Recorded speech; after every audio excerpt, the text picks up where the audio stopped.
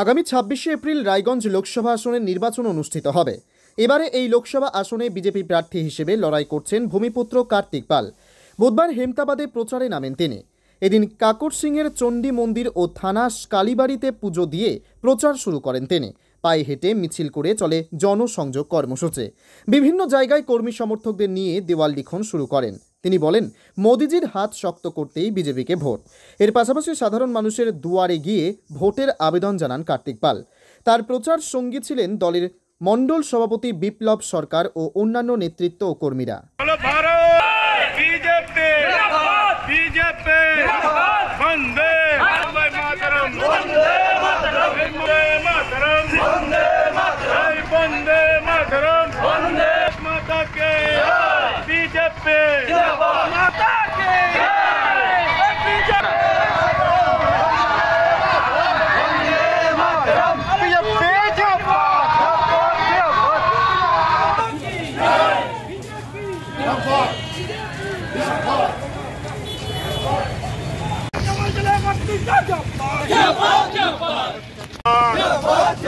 Bharatiya Janata party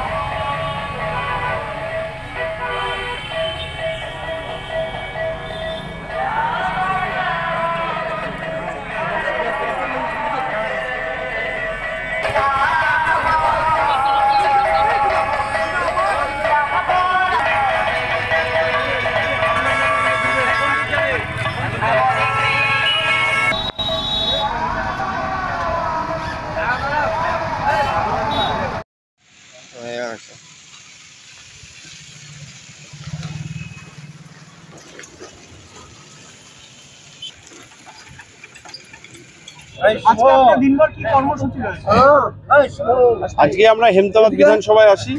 প্রথমেই আমাদের কাকরসিংহের মা চণ্ডী মাকে পুজো দিয়ে, হেমতাবাদ থানা কালীবাড়িতে পুজো দিয়ে আমাদের সমস্ত নেতৃত্ব রয়েছেন।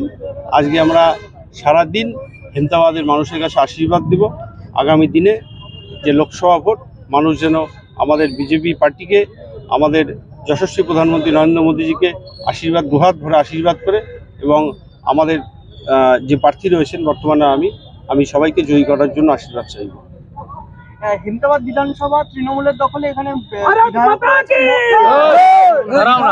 মন্ত্রী রয়েছে, কতটা প্রভাব পড়বে বিজেপির, বা কি মনে করছে, কি প্রতিশ্রুতি থাকবে এলাকাবাসী?